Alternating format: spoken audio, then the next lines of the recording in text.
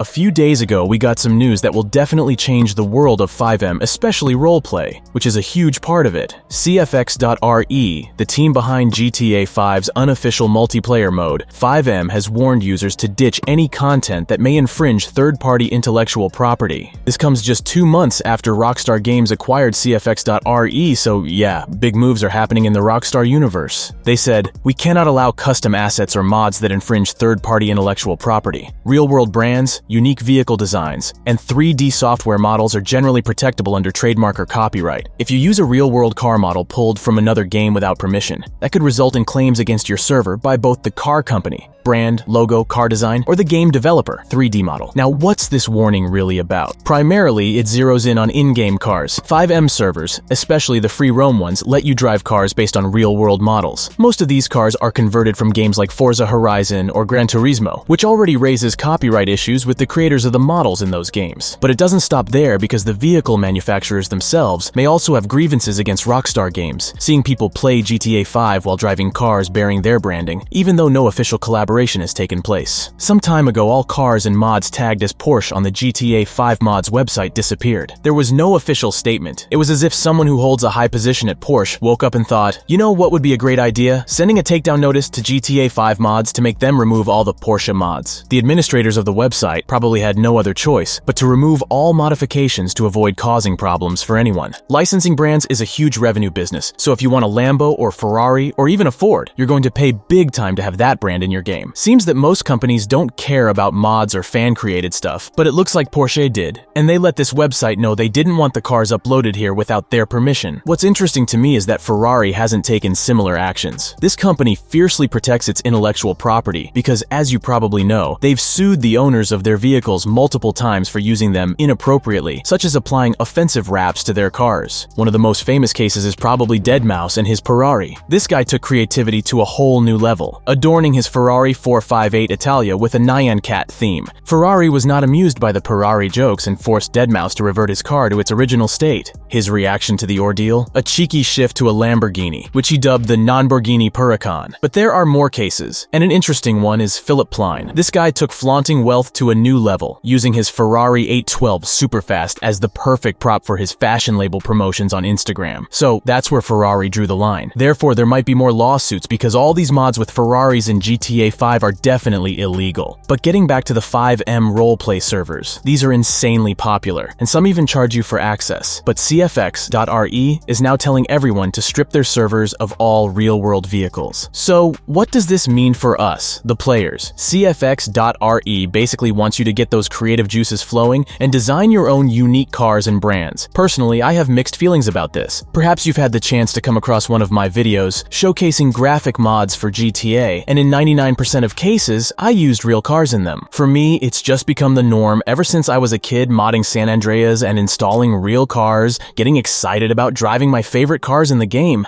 Although I greatly appreciate lore-friendly vehicle mods and respect modders who want to maintain the game's aesthetics and create mods that fit seamlessly, I'm still more fascinated by real cars in GTA. On one hand, it's a bummer to see those real-world car models go, but on the other hand, it looks like it's finally time for the community creating lore-friendly vehicles to be more appreciated, and this could be a fantastic opportunity for them to shine with original designs. Alright, but let's switch gears a bit and talk about importing maps. First, let me show you what they said. FiveM and RedM are about creating your own custom version of the world in GTA 5 and Red Dead Redemption 2, respectively. We do not support combining IP or assets from other games into FiveM and RedM, regardless of whether developed by Rockstar or someone else. So, CFX.RE made it clear. No importing maps from GTA 4, Red Dead Redemption, or any other games into your FiveM or RedM servers. They want these platforms to be all about creating custom versions of GTA 5 and Red Dead Redemption 2 worlds. Let's be real, this was kind of expected ever since Rockstar brought CFX.RE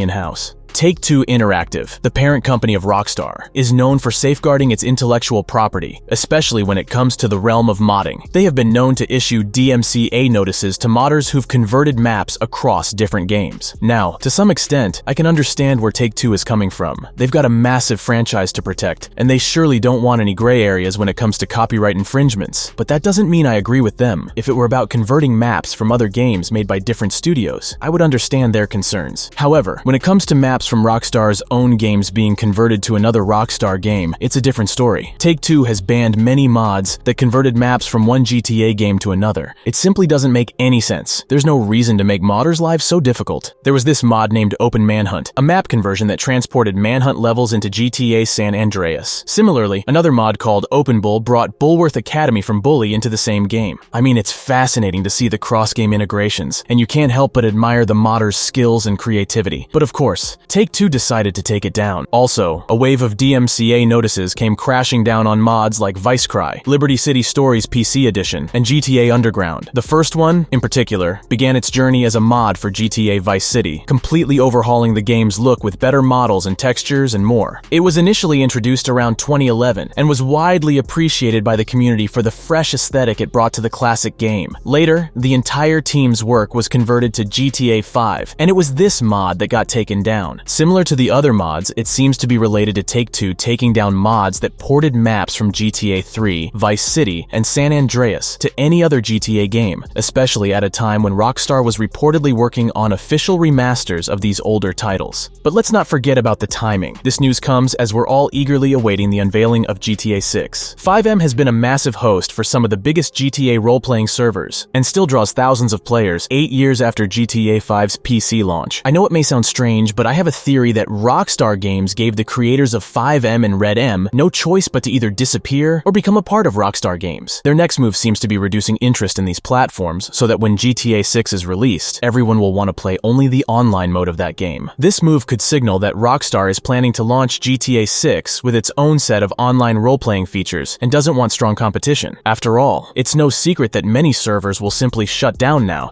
because often the only thing they had to offer was assets that infringed on copyright. Also, let's touch on GTA 5's sales and how GTA Online has been a goldmine for Take-Two. The game has been selling around 5 million units per quarter for the last several years. That's insane for a game that's been out this long. GTA Online is still a major revenue driver, and this move to acquire CFX.RE could be aimed at consolidating that revenue stream. I mean, for Take-Two, it's all about the money at the end of the day, right? Servers will still be able to be monetized, but now it will only be possible on one platform. T-Bex has been our exclusive e-commerce partner for FiveM and RedM since 2021, and that relationship continues now that we are a part of Rockstar Games. In the coming weeks, we will be making a renewed push to ensure all servers that choose to monetize are using T-Bex. If you haven't already, find out more about their service on their website. Now, there's a split in community opinions on this. Some players believe that it's the end of FiveM, and they have reasonable arguments for that view. For the modding community, it essentially means we are f***ed. Almost 100% of assets made by devs are either branded or taken from another game. For most devs, especially ones that make vehicles or clothing, they would have to restart from scratch on all their models. They are not allowed to port models from other games, which most do. And for vehicle devs, they technically aren't even allowed to use the same design as real vehicles. I honestly don't know how FiveM is going to survive with this new policy, because 100% of their servers are breaking it. If any server has a single custom asset installed, they're probably breaking it. If CFX.RE actually stays strict on this rule, which I know they have with a few servers, especially large ones like CaliRP, it will result in servers having to shut down until either they can remake from scratch all their models or just call it quits. It has been less than a day, and I personally know at least 5 relatively popular devs that are leaving or at least stopping for deving for a while, because it's just too f***ing stupid. You look at any other game with an active modding community, and they use real-life branding, and the game behind it doesn't care because they understand it's not their fault, and they are not necessarily the ones facing legal actions. Good job, CFX. I called it the day it was announced that Rockstar bought them. The game is going to die now. There are plenty of alternatives that may not have the popularity, but don't have the same nonsensical rules. On the other hand, there are many voices supporting the changes in FiveM. Let me know in the comments down below what you think about this decision. This is a significant development that could have ripple effects across the GTA and Rockstar community. It's bittersweet for sure, but it also opens up new avenues for creativity and possibly gives us a glimpse into what Rockstar might be cooking up for GTA 6.